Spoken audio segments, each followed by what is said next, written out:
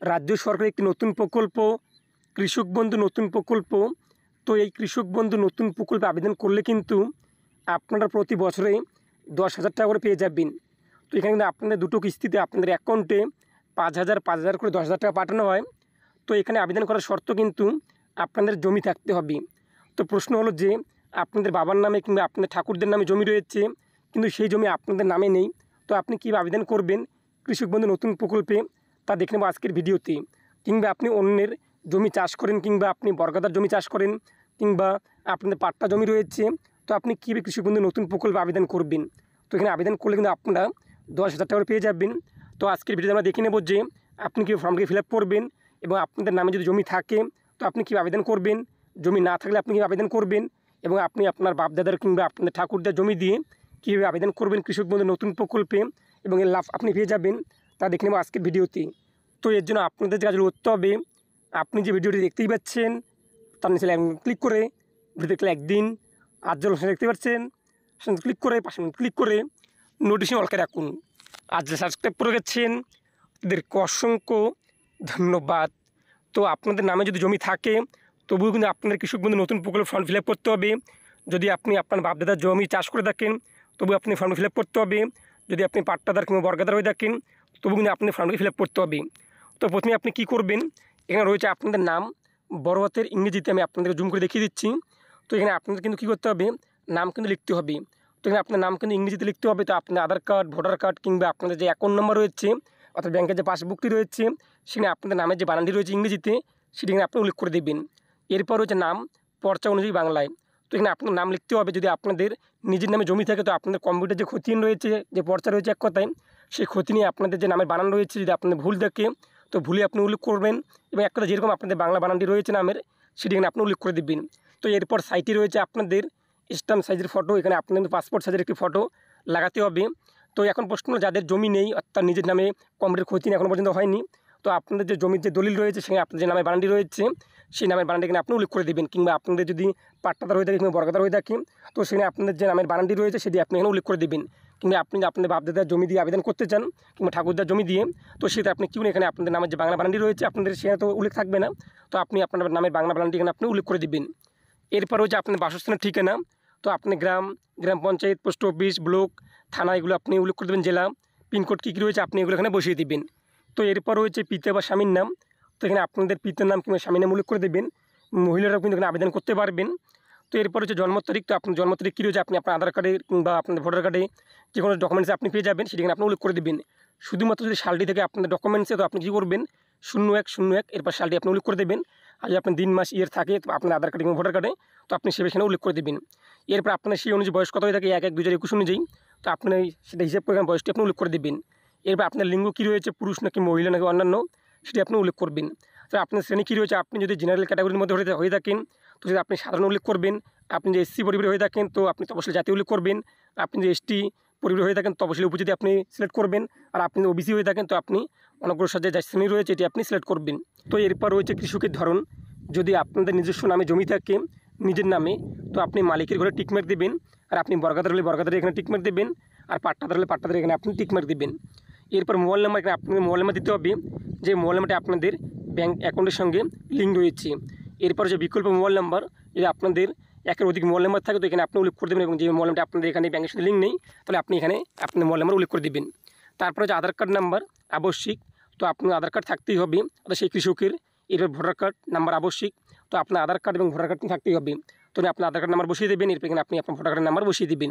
তো এরপর রয়েছে আপনাদের কৃষি জমির তথ্য। তো এখানে আপনাদের কিন্তু উল্লেখ করতে হবে তো আপনাদের কোন জেলার মধ্যে জমি রয়েছে, আপনাদের যে কম্পিউটার খতিয়ান রয়েছে সেই খতিয়ানের মধ্যে আপনি পেয়ে যাবেন, কিংবা আপনাদের জমির যে দলিল রয়েছে সেটা আপনি কিন্তু পেয়ে যাবেন। তো সেটি আপনি উল্লেখ করে দেবেন, জেলার নাম, ব্লকের নাম, মৌজা এবং জেল নং আপনি পেয়ে যাবেন কম্পিউটার খতিয়ান নং এখানে আপনি উল্লেখ করে দেবেন। এবার কত একর জমি রয়েছে আপনাদের চাষযোগ্য তো সেটি আপনি উল্লেখ করে দেবেন। এ করে যদি আপনাদের বিভিন্ন জেলার মধ্যে জমি থাকে তো আপনি সিরিয়াল অনুযায়ী সমস্ত জেলার নাম এখানে আপনি উল্লেখ করে দেবেন। যদি আপনার 1 একর জমি হয়ে থাকে তো আপনি কিন্তু 10,000 টাকা বাৎসরিক পেয়ে যাবেন। আর 1 একরে কম হয়ে থাকলে আপনি কিন্তু সেভাবে হিসাব করবেন। আর ন্যূনতম আপনি কিন্তু 4,000 টাকা পেয়ে যাবেন, 2,000 করে 4,000, আর উপরে কিন্তু আপনি 10,000 টাকা পেয়ে যাবেন 5,000 করে। তো সেভাবে আপনি উল্লেখ করে দেবেন। এরপর হচ্ছে ব্যাংকের তথ্য। তো এখানে আপনাদের কিন্তু ব্যাঙ্ক অ্যাকাউন্ট অনুযায়ী নাম দিতে হবে। তো আপনার ব্যাংকের যে পাসবুকটি যে রয়েছে সেই পাসবুকে আপনাদের নামের যে বানানটি রয়েছে ইংরেজিতে, যেরকম রয়েছে সেরকম আপনি উল্লেখ করতে হবে নামের বানানটি। এরপরে অ্যাকাউন্ট নাম্বার আপনি বসিয়ে দেবেন, আপনি ব্যাংকের নাম বসিয়ে দেবেন, আইএফএসসি কোড আপনি বসিয়ে দেবেন, সেই আপনার পাসবুকে পেয়ে যাবেন। এরপর ব্যাংকের নাম, ব্রাঞ্চের নাম, অ্যাকাউন্টের ধরন, তো আপনার অ্যাকাউন্টে কীরকম সেভিং নাকি কারেন্ট আপনি উল্লেখ করে দেবেন। এবার এখানে আপনি টিকমার্ক দিয়ে দেবেন, কারণ আপনাদের কিন্তু ব্যাংকের যে পাসবুক রয়েছে সেটি আপনি এখানে জেরক্স দিতে হবে। এরপর নিচে আপনি চলে আসবেন নমিনি ডিটেলস, তখন আপনি কাকে নমিনি রাখতে চান তো তার নাম আপনি উল্লেখ করে দেবেন।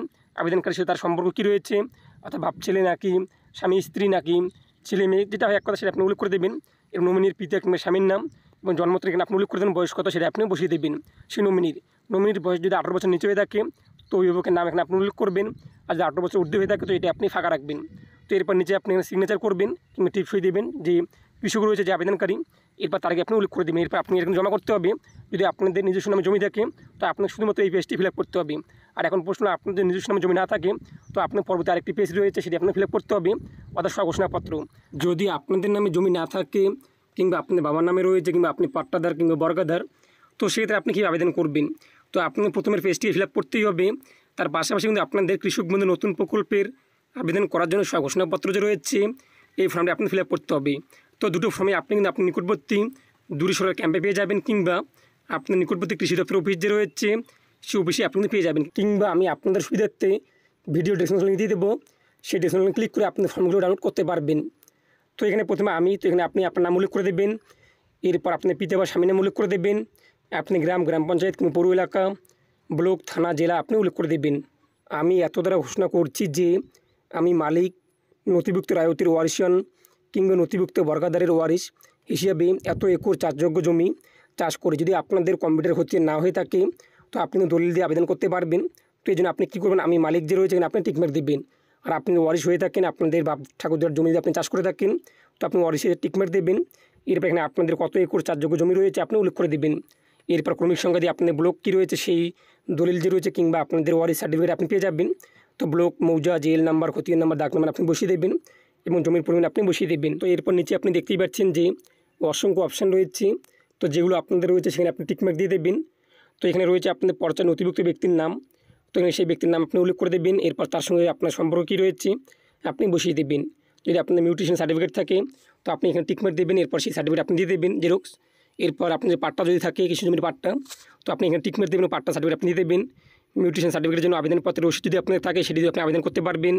বন বিভাগের পাট্টা থাকলে আপনি সেটিতে আবেদন করতে পারবেন। অন্যান্য কোনো নথি থাকলে আপনি সেগুলো এখানে আপনি উল্লেখ করে দেবেন, বিবরণ আপনি উল্লেখ করে দেবেন। তো এক কথা যেগুলো আপনার রয়েছে সেখানে আপনি টিকমার্ক দেবেন, এরপর সেগুলো আপনি ডকুমেন্টস নাম্বার এবং ডিটেলস আপনি উল্লেখ করে দেবেন। এরপর সেগুলো আপনি জেরক্স দিয়ে দেবেন। এরপর নিচে আপনি চলে আসবেন, আসলে এখানে আপনি সই করে দেবেন, আপনি একটা মোবাইল নাম্বার বসিয়ে দেবেন, এরপর স্থান তারিখ আপনি বসিয়ে দেবেন, এরপর আপনি জমা করে দেবেন। তো আপনি এই ফর্মটির পাশাপাশি প্রথমে আমি আপনার ফর্মটি দেখিয়ে দিলাম কৃষি জমির নতুন প্রকল্প কৃষক বন্ধু, এই ফর্মটি আপনি ফিল আপ করে জমা করতে হবে। আর যাদের কম্পিউটার খতিয়ান রয়েছে, নিজস্ব নামে জমি রয়েছে, তো আপনার শুধুমাত্র এই ফর্মটি ফিল আপ করতে হবে। তো এরপর এই টোকেনটি আপনাকে ছেড়ে দিয়ে দেবে। তো এরপর আপনি পরবর্তী স্ট্যাটাস চেক করতে পারবেন। আমি আপনার সুবিধার্থে ভিডিও ডেসক্রিপশন লিঙ্ক দিয়ে দেবো, সেই ডেসক্রিপশন লিঙ্ক ক্লিক করে আপনি স্ট্যাটাস চেক করতে পারবেন যে আপনার আবেদন অ্যাপ্রুভ হয়েছে নাকি বাতিল হয়েছে।